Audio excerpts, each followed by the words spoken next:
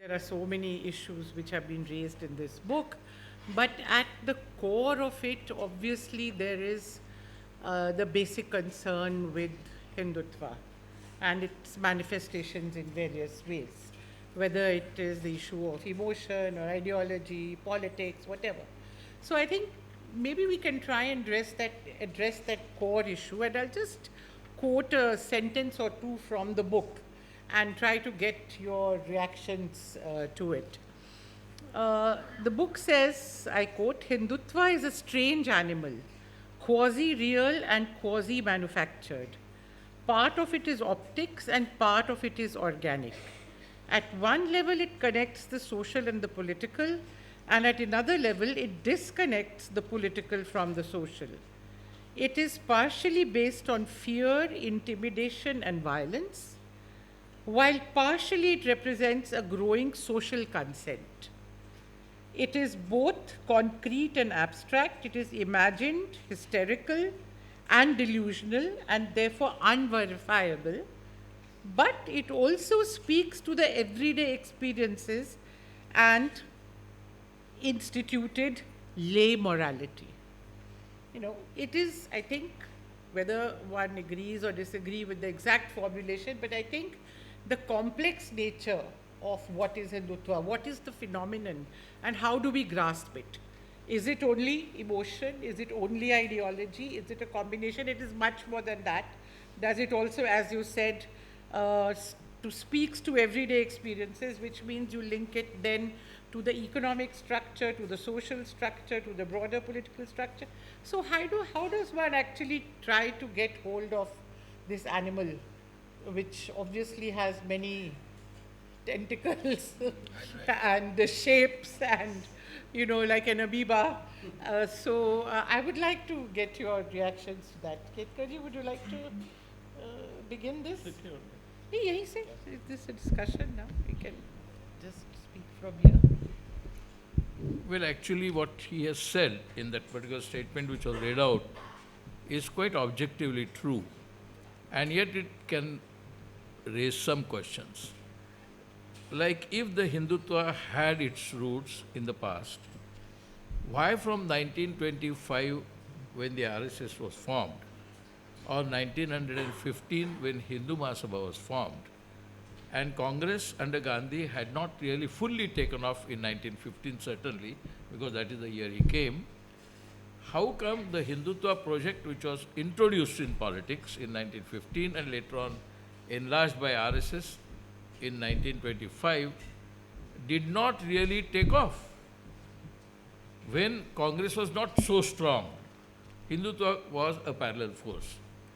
Communist Party was formed sometime in 1925, but the communist idea actually impressed and influenced a large number of people and large number of organizations across the country, but does not mean that influenced all of them. But even at that time, if the competing ideologies were Hindutva, Socialist Communist Movement, Gandhiji, and even if you want to include M.N. Roy and others who was also there, if you include all of them. But essentially, why Hindutva did not take off? The next question is, why did it take off only after 2010 and not before? I mean, in the classical aggressive sense as it is today. It was not there in 2010. It was not there in 2009. In 2009, Congress won as many as 206 seats, and BJP did not win more than 118 seats. So in 2009, Congress wins 206 seats, and in 2014, Congress wins only 44 seats. So the fall is so much. So between 2009 and 2014, suddenly the Hindutva scale has expanded. So why? One of my hypotheses is, ever since we opened the economy, I'm not connecting it with the liberalization or economy or nothing, I'm just saying, and the migration to US began of the youth, particularly in Silicon Valley, in computers and technology, Y2K and so on and so forth, we find slowly the NRI community getting more and more Hinduized. And it was the NRI Hindutva which influenced the middle class here. And the growth of middle class, the rise of middle class in terms of income and living standards and overall lifestyle is after 1991, not before. Before 1991, it was difficult for people like us in Mumbai to find a family in our society with even a two-wheeler. And today, or after 2015, we have a problem of parking of the cars. Every family has one or two cars. So in just short time, it has changed the nature of the middle class, and it is this middle class which is the purveyor of the neo-Hindutva. They are impressed of Hindutva idea coming from primarily from US, actually from Europe and diaspora generally, and therefore neo-Hindutva has to be distinguished from the old Hindutva. Old Hindutva did not really impress people as much, otherwise they could have come to power even before. They did not. Not only they did not, the highest number that the BJP had or Chen Sung had was in 1967 or something like 35 or 37. And ever since, actually in Communist Party had something like 61 seats in 2004.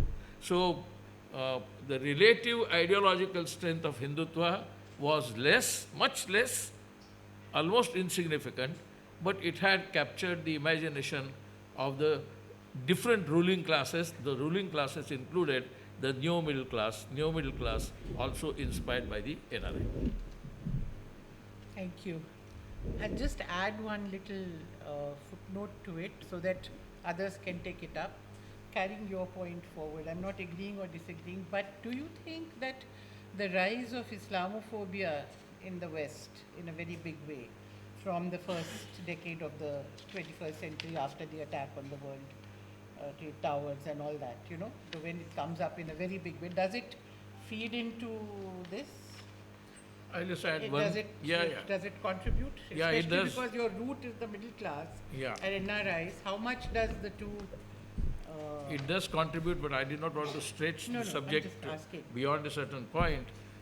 Let us not forget, after the fall of the Berlin Wall in 1989 and the fall of the Soviet Union in 1991, the book was published first originally as an article called Clash of Civilizations.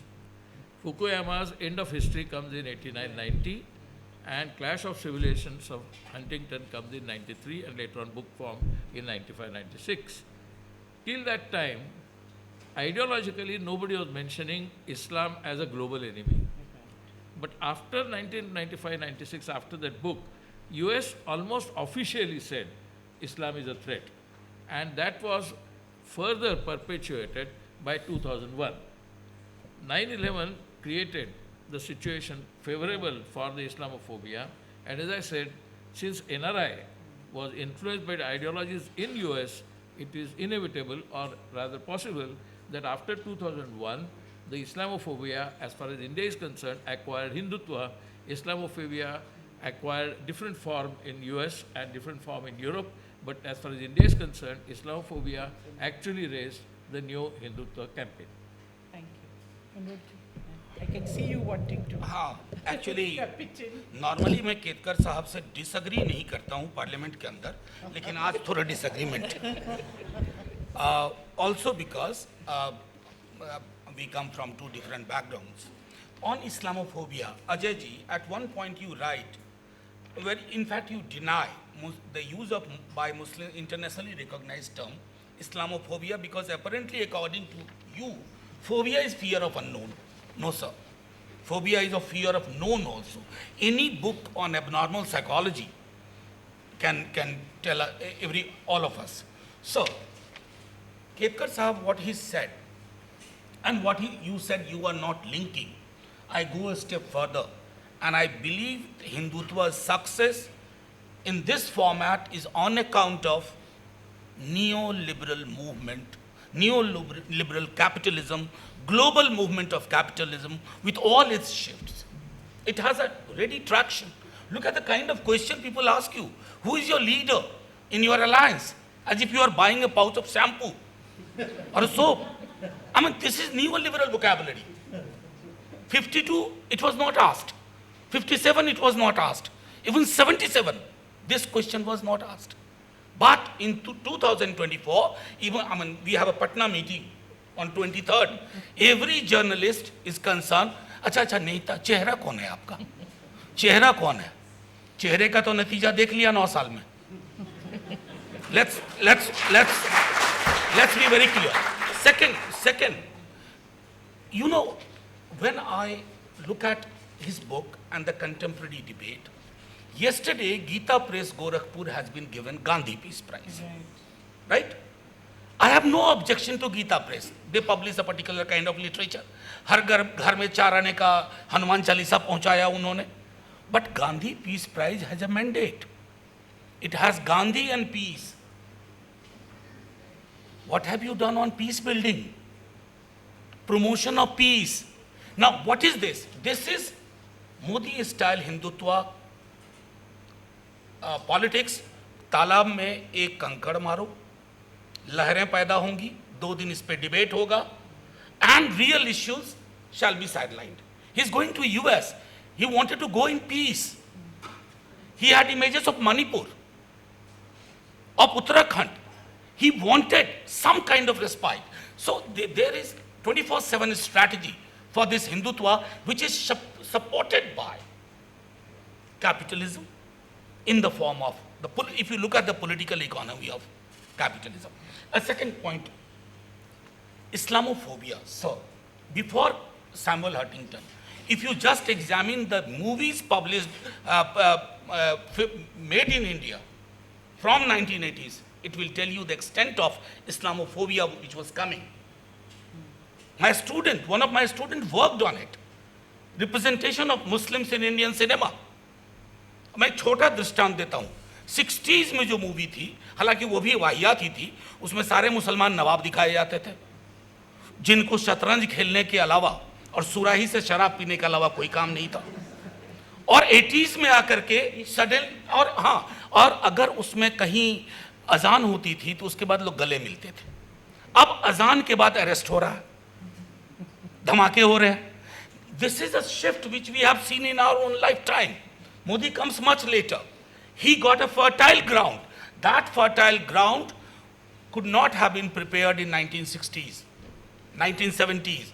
And sorry to say, the Nehruvian project and the constitutional morality question of Baba Sahib Bhimrao Ambedkar was too powerful an ideology for this kind of rabid ideology to have any kind of shape.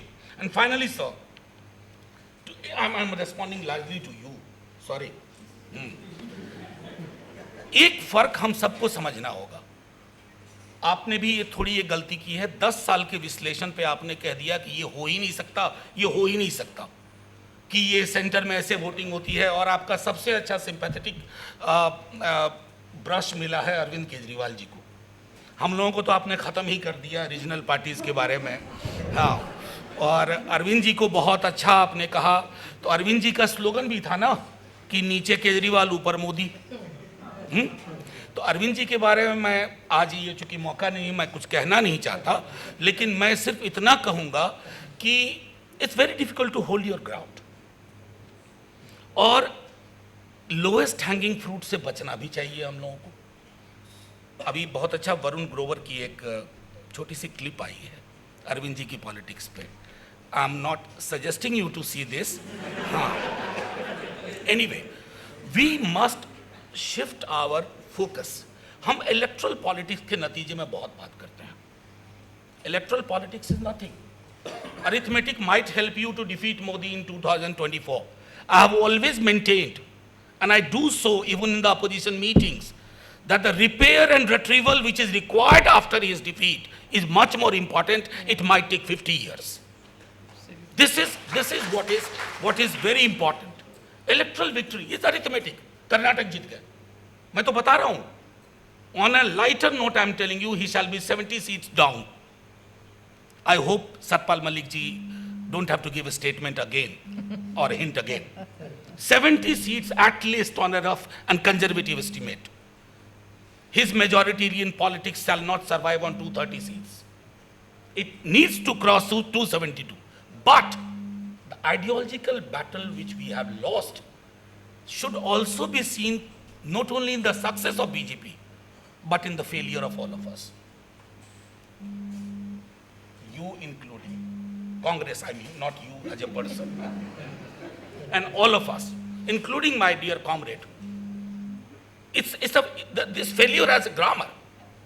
We thought, वो जो typical Martin Niemöller वाली कविता थी कि अच्छा अच्छा उसको नुकसान होगा, मैं बचा रहूँगा, उसको नुकसान होगा, मैं बचा रहूँगा. Today, if all political parties are coming together, just for one reason, कि नुकसान सबका हो रहा, नुकसान आपका हो रहा है.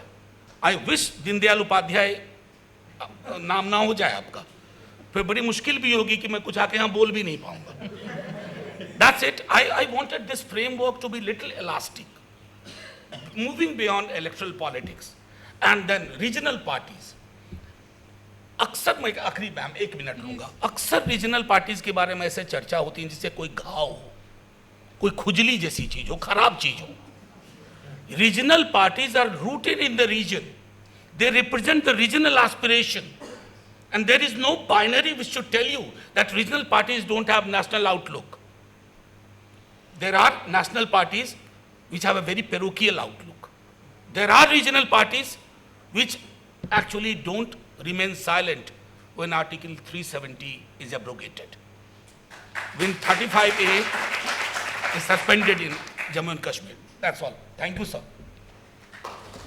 Comrade Radha, would you like to speak on this point, on the Hindutva? Or, I mean, it's not necessary. You can take up other issues.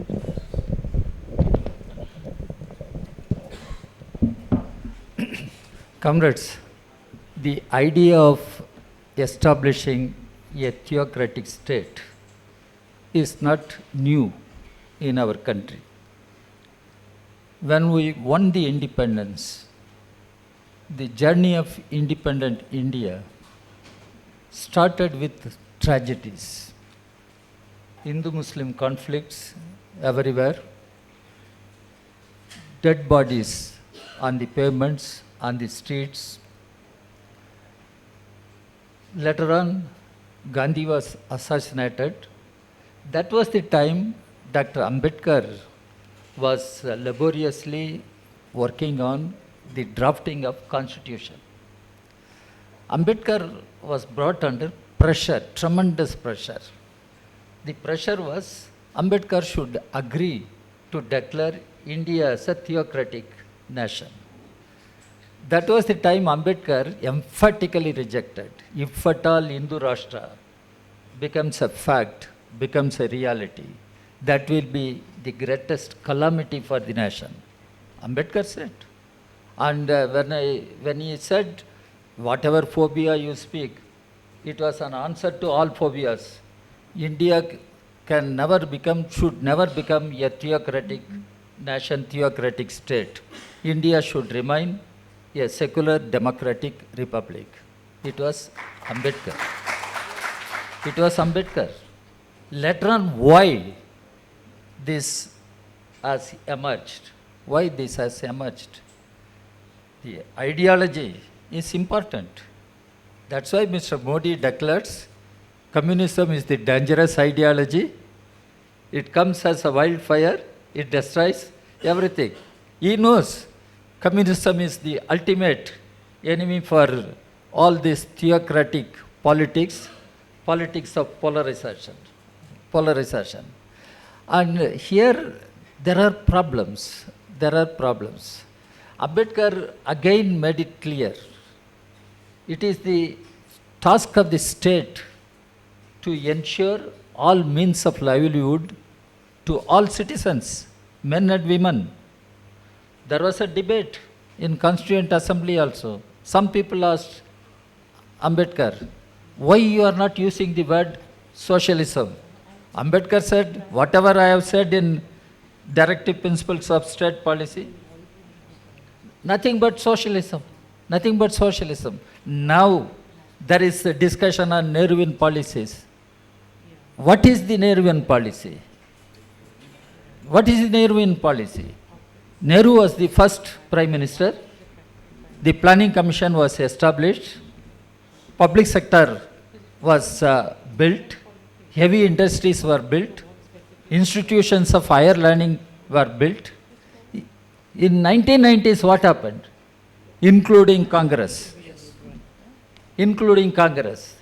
They opted for neoliberal economic policies, which as communists we opposed.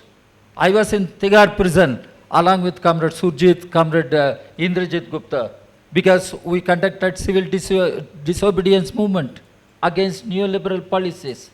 Now, Mr. Modi aggressively pursues the same the neoliberal economic policies. Planning Commission has been dismantled by Modi. Niti Ayog. Niti Ayog or Ayog, I don't know. Yeah, whatever you may pronounce. And what is its task?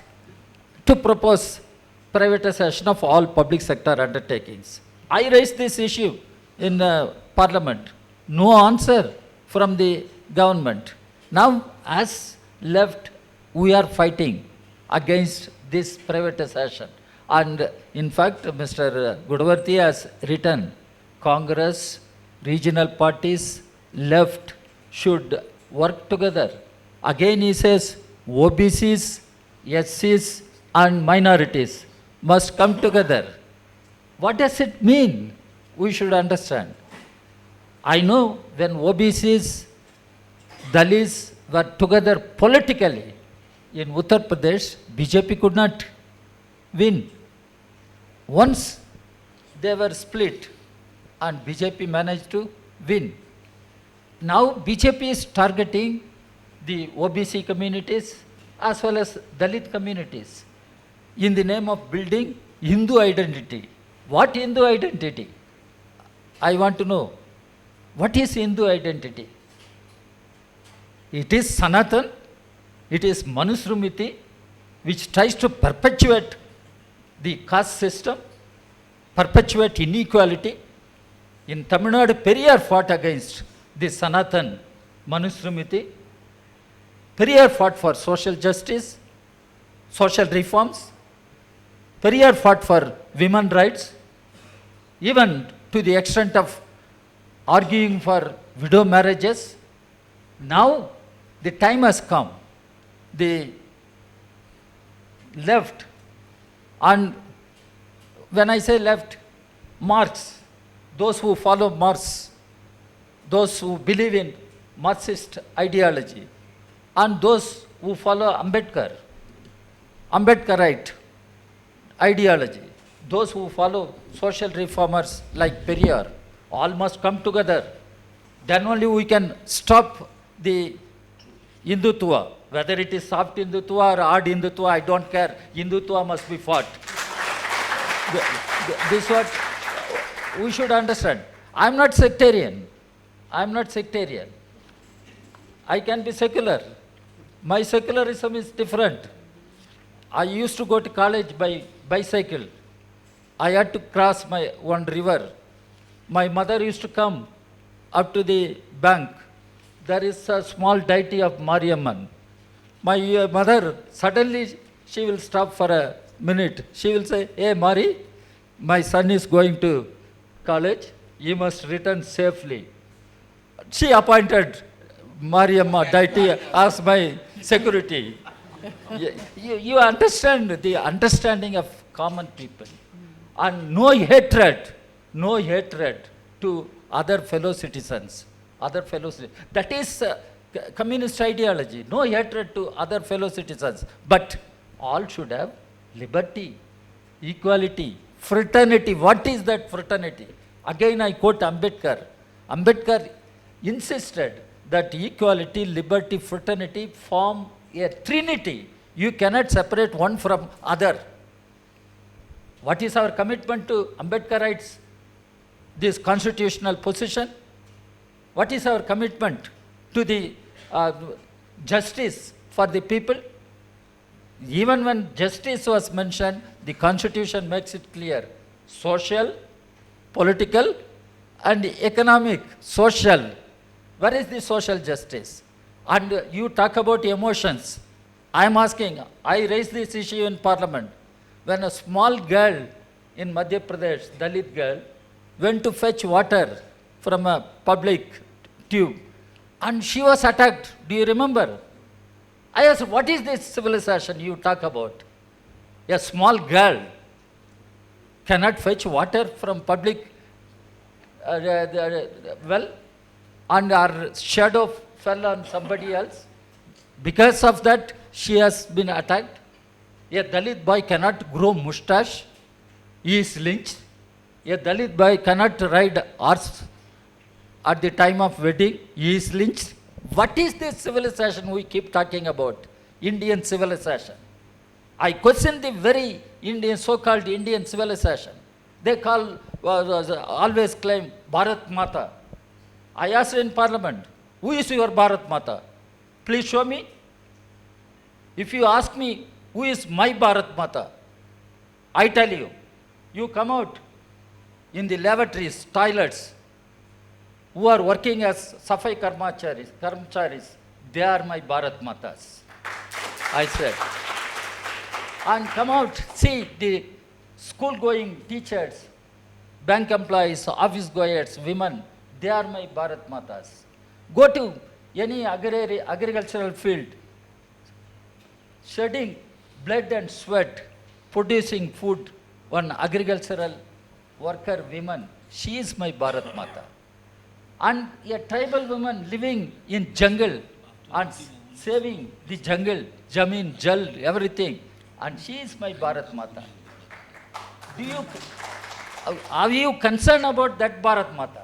Where is your emotion when my Bharat Matas are harassed and attacked and raped? And what happened? And Modi claims India is mother of democracy.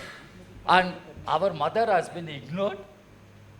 Murmu, the Rashtrapati, she could not be allowed to go to new parliament.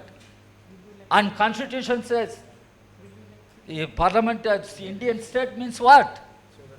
The president, who is the commander-in-chief of all defense forces, who is supposed to be the custodian of the constitution, and the two houses of parliament, that is Indian state. But here, what is happening? That is where we should think over. As communists, we have been proposing that we must have a proper agenda. That agenda should be related to the fundamental issues of livelihood of the people. Education, healthcare, employment, housing, food, all should be guaranteed to our people. And when I say ideology, as communists, I do believe the communist ideology must be applied to the local conditions, taking into the specific issues in the society. And we have pointed out class, caste, patriarchy are the fundamental issues of Indian society. And how to fight these discriminations, caste, class, because Mr. Gudavarthy has raised that issue. OBCs, Dalits, the minorities, how to unite them? Or Congress party, regional parties, and left should come together. How to bring all these forces together? And we have been arguing, whether it is Congress party or any regional party, you may not take left of center position, but don't take right of center position. You claim centrist, but don't take right of center position. Take left of center.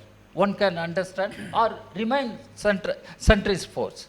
And we will have to come together on this particular agenda, the agenda for fighting for the livelihood of the people, And this religious fundamentalism, whether it is Hindutva or anything, we can fight. And our people have that maturity to fight this religious communal fascism. And RSS, Ms. Ketkar referred, Communist Party was formed in 1925, RSS also formed in 1925, but RSS was rabid communal force since beginning, we should understand. Now they talk of one India, one culture, everything. Finally, what is going to happen? One India, one leader, one party. Is it a democracy? Is it nothing but dictatorship, fascist dictatorship? How to stop this? How to stop this? There, I think people should be emotionally charged, and people should be taught about ethics, how to love the fellow human being, how to love the fellow human being, as Buddha taught us. And politics must be on this basis. Politics. There we need to fight for political power, and that is where, as my comrade Manoj said, the secular democratic parties are coming together in order to throw BJP out of power in 2024 elections. And BJP is getting jittery. You should take note. I am coming from Jharkhand straight away here, and I understand the mood of the people. After Karnataka, there is desperation, jittery on the part of BJP. And here we should use this emotion. Here we should use this emotion to mobilize the people and move the people forward to win the political power. Politics. And politics must be decided by the people, and people will decide what kind of politics our nation needs today. Thank you.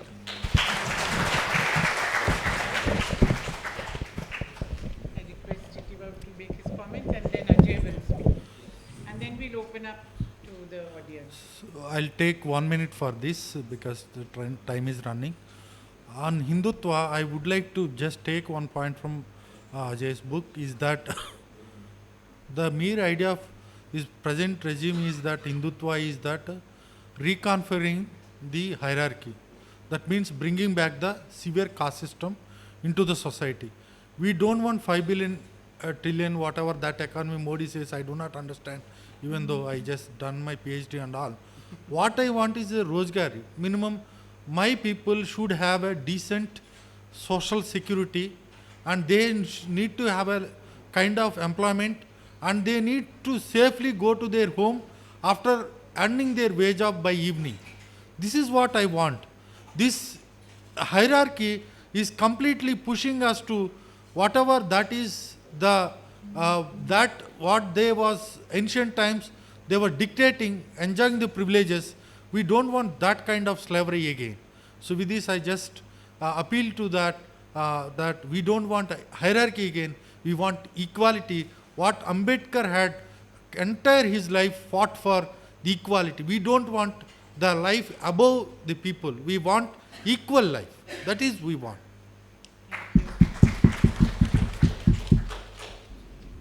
I'll speak from this. 5 minutes.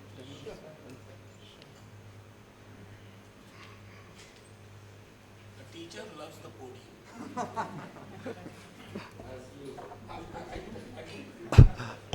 So let me begin by first thanking Pushparaj and Samruddh Bharat Foundation for taking the initiative to organize this book discussion. Then my senior colleague, Professor Mridula Mukherjee, for readily agreeing to chair this session today. And then Dr. and Comrade Raja, I think he was not keeping well, but very readily when we reached out, he agreed. And our good friend Manojji, who's always with us, making very strong interventions. So he's one person we take for granted that he will be there when we approach. And Kumarji, I met him recently in Bombay, and I should share, since Madam is there, it was a love at first sight for both of us. So this is, you have some competition, Madam, now. So thanks to all of them, senior public figures. So it's unfortunate that they're all here, because all of them take very strong public positions, and so I was very eager, more than eager to speak. I was more eager to listen to them, that how they would respond to the book, some of the propositions in the book. Of course, we do not have the time, though the way Pushparaj decided to get into some of the details, but I was always suspicious whether that would be possible in a mass gathering of this kind. And with politicians, it's always difficult to have engaged long, it's details. We need a different kind of a setting for that. This may not be the occasion. But to just stretch on few points that each one of them has made, I think many of them touched, all three of them have touched on all three key points, but the core focus of the book is obviously all those other issues exist, but beyond ideology, strategy, economy and resources, do emotions and ethics really have certain autonomous velocity in mass mobilizations today? That is the key question, which is not to deny the role of rest of the factors, but there is perhaps a need in the current majoritarian impasse to locate certain social space, certain space in our collective imagination that people can be mobilized through emotions, through ethics, and that's a very elusive, those are very elusive categories. So how does that happen? So that was it's a kind of very preliminary attempt to also argue that emotions are neither beyond interest nor emotions are necessarily irrational. That emotions are people's evaluative. Also, emotions are not merely experiential, but they're also evaluative. That people evaluate, make sense of reality, because we are entering into modern, complex, post-Westphalian societies, which are nation states, which are global. The people find it very difficult to make sense of some of the changes that are happening in terms of economy, in terms of breakdown of social structure. And people find alternate ways of making sense of this reality, and that's where I feel that everyday open-ended ethics, everyday experience, emotions are the way people evaluate and make sense of what is happening around them. And that's where perhaps right has had an advantage in some sense of locating their ideological framework rooted in everyday experiences and everyday emotions. Why should that be is a great historical question. Can left, secular, democratic, progressive parties reproduce that model in a different way? Can be another very important question. Do positive emotions of love, care, compassion, are they as open to mobilizational capacities as those of hatred and other kinds of emotions that right generally mobilizes? Those were the questions that really interested me in this book. And that is where I felt that that there are certain elusive things that we have been witnessing which have to be made sense of. One, I agree with many of the panelists where they said that neoliberalism and rise of Hindutva are coterminous. This version of Hindutva, aggressive Hindutva and rise of neoliberalism, rise of new middle class as Ketkarji pointed out, global capital as Manojji was pointing towards, undoubtedly true. But just to pause and see that if one were to believe that people were angry with Congress in 2014 because of economic reforms, because of poor implementation of welfare policies of MNRG, how does one explain the fact that the same people who are angry with neoliberalism votes back a more aggressive neoliberal, more pro-corporate, more ruthlessly capitalist political party in place? Therefore, obviously, neoliberalism by itself can put a frame in place, but by itself cannot explain what is happening today. That people are angry with neoliberalism, but people vote more pro-corporate. That's happened even in the United States. People were unhappy with the Rust Belt crisis of the white working class, then voted Trump, who is even more pro-corporate, even more corrupt than the previous government. So how does one explain this? Obviously, there is something that is elusive about modern complex societies. It is not so linear, it is not so binary. So that's one of the starting points of my inquiry in the book, that something else must be happening which can explain this kind of a very diabolical situation that people seem to be working against their own self-interest. That we all are able to see this very clearly, that what has happened to economy, what has happened to institutions, what happened to democracy, media. But people might still, in spite of all this, even the three panelists would say 2024, we are not sure. It can still be a pro-Modi vote. We are still saying, is it 50 votes, it is 60 seats, could it be even, some are saying that it might even go beyond 300. We don't know. None of us sitting here, we are sure of the damage the current government has done on all parameters of human development, happiness index. Look at unemployment, 45 years, media we democracy has dropped us on the democracy index. But still, the question remains, when come 2024, we are not sure. This should tell us something deep is happening in democracies, not in India. I think this is a global phenomenon. We just got the results in Turkey of Mr. Erdogan coming back with 52%. And Turkey had a similar experience, Manoj, 45 years, worst unemployment, economy's highest inflation that Turkey has ever, high rate of displacement. People have voted back Erdogan. So which may not be, hope not. We are hoping against hope. That's not case. So there is something deep churning happening. Therefore, I think we have to really dig deep. Our old social categories of analysis somewhere are proving to be inadequate. And we need to, I think, innovate a new set of categories. And I think Hindutva, therefore, I would argue, and that is my critique of the category of Islamophobia, is that Hindutva cannot be limited to Islamophobia. Hindutva is a larger project of reconfiguring social power the way it's working. And in that sense, I would argue the excessive focus on Islamophobia is actually a red herring, that they would want us to keep our eyes focused and glued on this anti-Muslim bashing, while they are reconfiguring on the ground question of caste, question of class, question of rural, urban, gender, religion, ethnicity, nationality. Otherwise, there is no reason why there should be so much of violence in Manipur today. It's not a Hindu-Muslim violence that's happening in Manipur. So there is Hindutva has to be seen, whether we like it or not, as an alternative social framework. They are providing an alternative, regressive, illiberal social form. But the danger is that there might be historical scope for us to get a durable social consent. As Manoj rightly said, elections cannot be our only criteria. And that is where I think we need to raise new set of historical questions as to social, democratic, left, regional, secular parties might need to re-innovate some of the social categories. And that is where I think Comrade Raja has pointed out that we need to, that my emphasis on the question of solidarity. That today perhaps is a historical context where we'll have to redefine justice not merely as equality, but justice as solidarity. That how do you bring contesting social groups, and that is what is the strength of Hindutva. That what Hindutva does is that it brings conflicting social groups under a common umbrella of Hindu identity. To what extent it is working, how durable is it, how deep is it, is a question that one can debate. But today they have proven at least a case that a Dalit can also be a Hindu.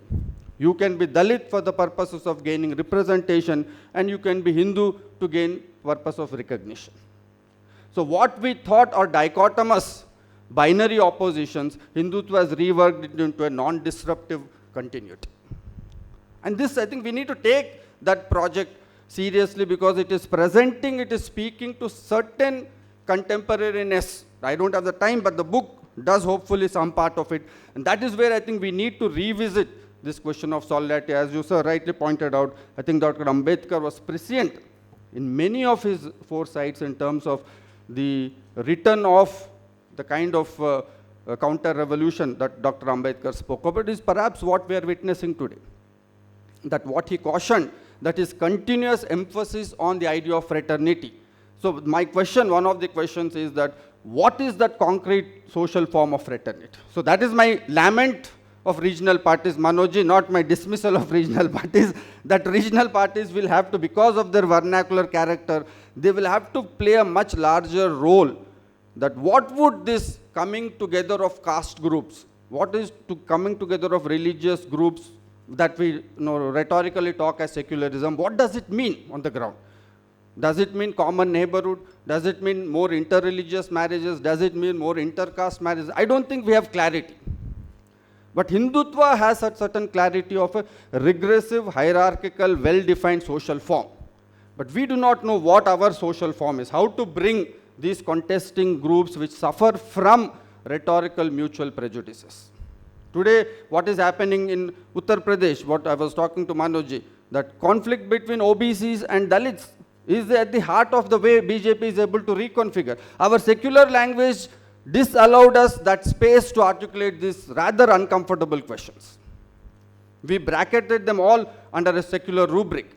But now, again, one can ask, why now? Again, that has a long historical process. Under the Nehruvian era, I think the social gap was so high that that kind of an accommodative character of Congress worked.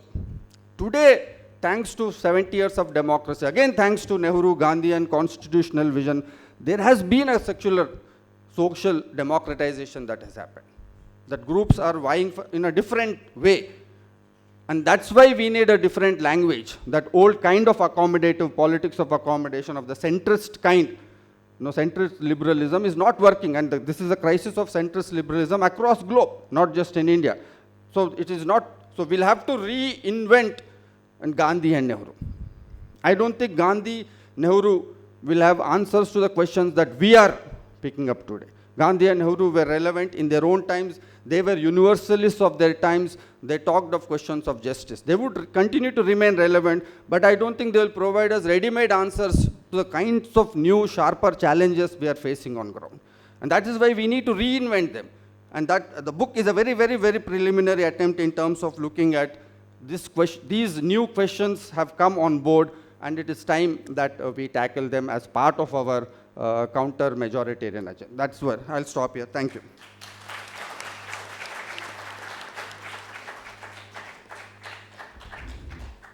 Thank you very much, Ajay. That really.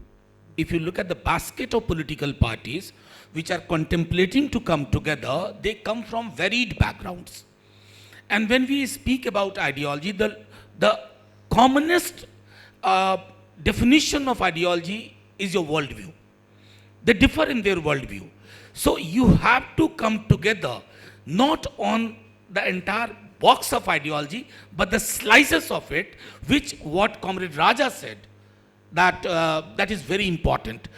Let's preamble be the fulcrum of our coming together. Because the kind of destruction or decimation or damage which has been done to the ideas enshrined in the preamble, that kind of damage was not done even in the emergency era. Having said that, one thing which I had asked for one extra minute, please make differing analysis of 2014 and 2019 election. 2014, you would not find Mr. Modi crossing that line quite often. He wanted to appear as a business-friendly, no-nonsense, workaholic. That kind of campaign was there. So that extra 7% vote was in that kind of belief, which you referred to. 2019 was fundamentally different. Look at the campaign. मैं एक छोटा आप लोगों को व्यक्तिगत अनुभव सुनाना चाहता हूँ. मैं 2018 में संसद में आया. In the month of December, while we were closing for that session, Comrade was there. In the central hall, BJP के members जब हमसे handshake कर रहे थे ना, एक uncertainty थी. We may not come back. हम लोगों को एक सर्टेनिटी आ गई थी क्योंकि कई सर्वे आ गए थे तभी जो बता रहे थे बीजेपी के नॉट क्रॉस 205 और 10 ये सारा. Then Balakot happen, Pulwama happen, then Balakot happen. After that it was no more an election. We had lost it the day it happen. Satpal ji said it quite late, but then it was no more an election. So when you said Turkey, I was just worried about that. I was also keenly watching Turkey election. I've been to Turkey and I know Erdogan is fundamentally no different from the gentleman we have here.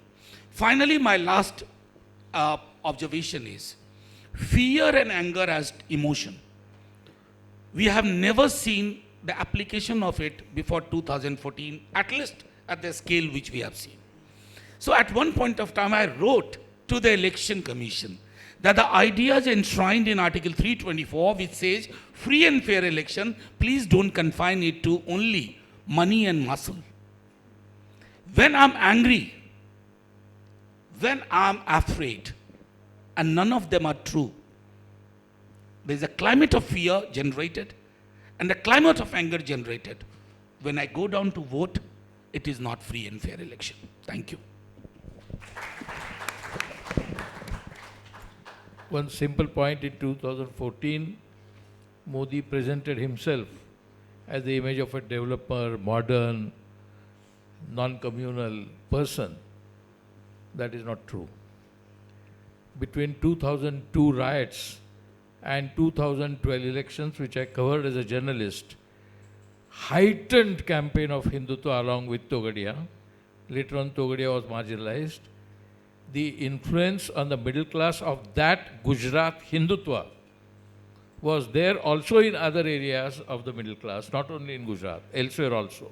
In fact, people were in section of the middle class, particularly upper caste, were happy what happened in Gujarat.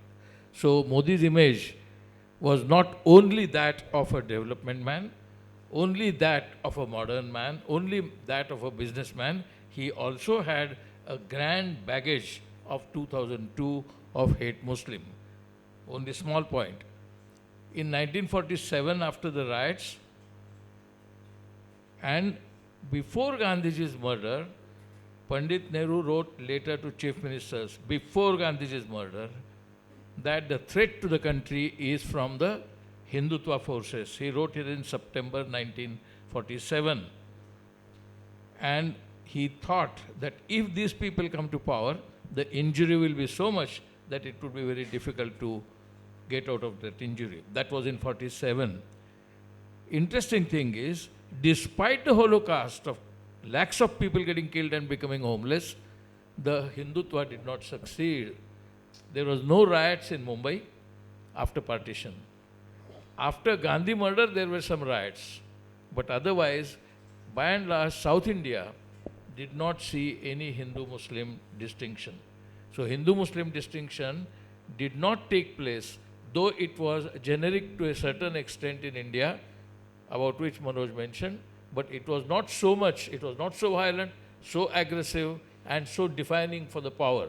So power has come much later, after the economic well-being of the new middle class, inspired by the new Hindutva in US.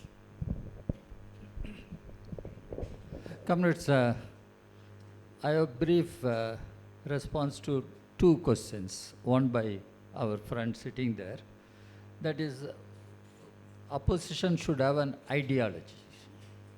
When I spoke, I made it clear. Those who follow the ideology of Marx, those who follow the ideology of Ambedkar, those who follow the ideology of reformers like Periyar must come together and work together.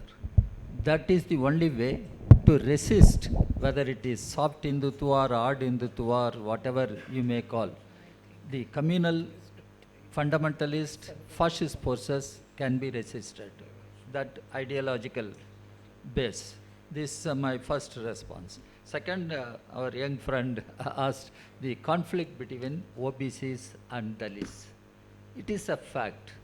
There is conflict between OBCs and Dalits in many parts of the country. And BJP is, yes, in fact, BJP is creating those conflicts in many parts of the country, including Tamil Nadu, I am telling you.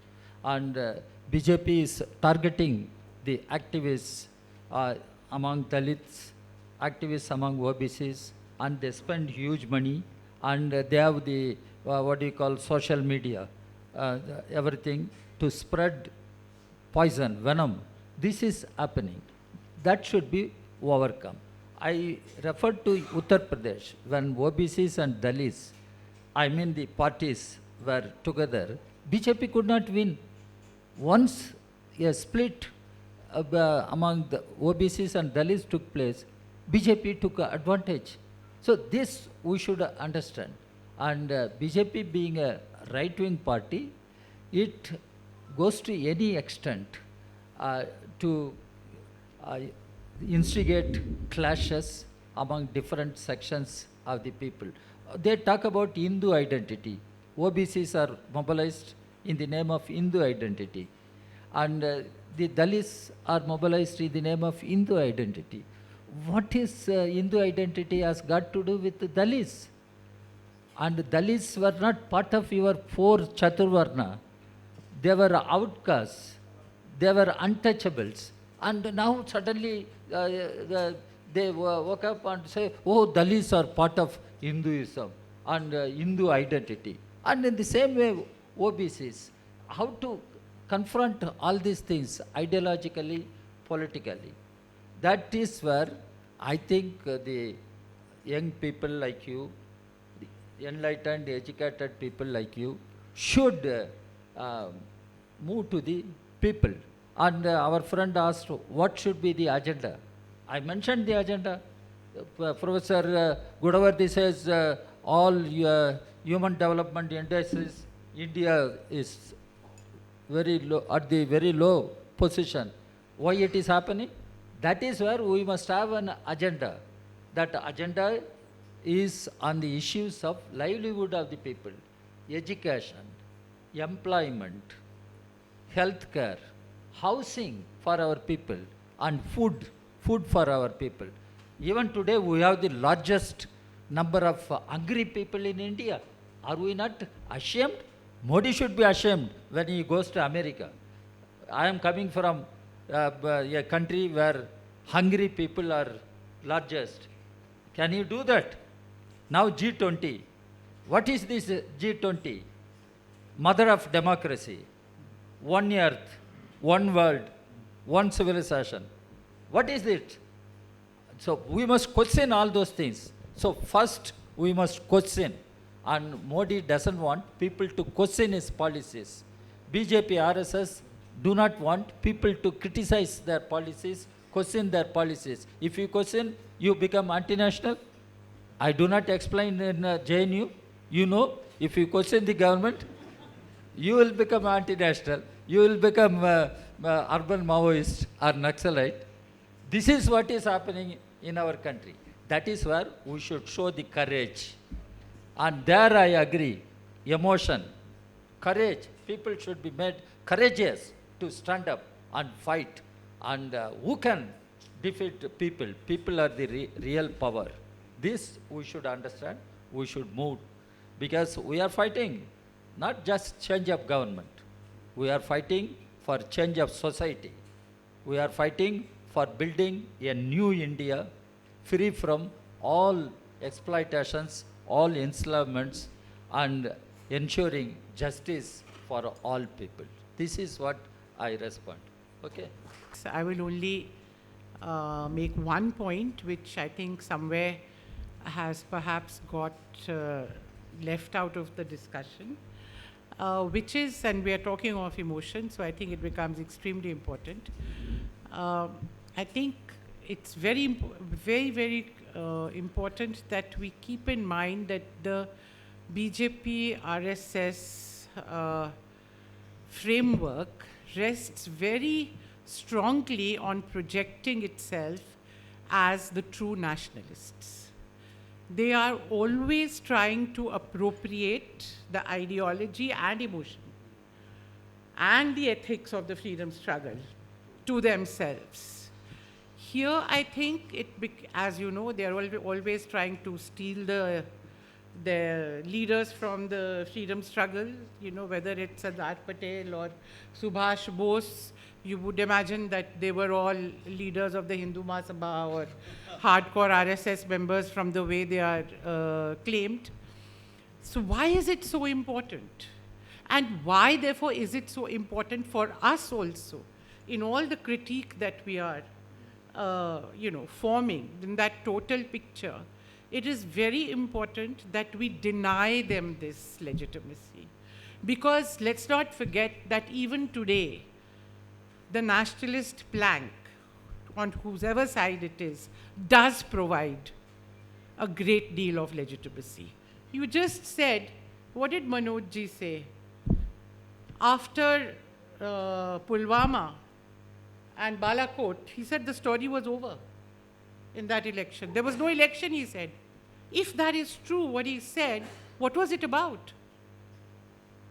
It was about nationalism. So that swept completely everything else because they appropriated to themselves, and that is the big danger, which is that at any crucial point, you can always create a situation, and in the meantime, through all these little little, whatever it is, forays here and there, whether it is the Savarkar story or whatever it is, there's a constant attempt to say we are the true nationalists. And I don't think that is something that, along with all the other things about the anti-Muslim plank, the socially regressive plank, the hierarchical order, etc., which are all very much part of that whole architecture of Hindutva. But I think nationalism has to remain very much part of that if we are to understand it and also if we are to counter it. That is, and let us remember also, how did the freedom struggle counter communalism? Because they had to counter it in a big way. Right from the 20s, when the RSS and came up, and when the Muslim League came up, and when Sikh communalism came up, it was not only Hindu communalism that had to be countered. Along with secularism as the alternative, it was also the claim, and the rightful claim, that the true nationalists were elsewhere and not here, that went in the favor of those who succeeded in beating back. Yes, partition happened, but don't forget that Hindutva was beaten back. In India, that battle was won. 1952, you said. I mean, look at the data for 1952 elections, the first elections, after the Holocaust, after so much refugees, lakhs of people coming in both sides, and the dislocation. And yet, what did the BJP and, not BJP, the Jansangh and Ram Rajya Parishad, which were the two parties espousing that ideology, get? They got some 10 seats in the Lok Sabha.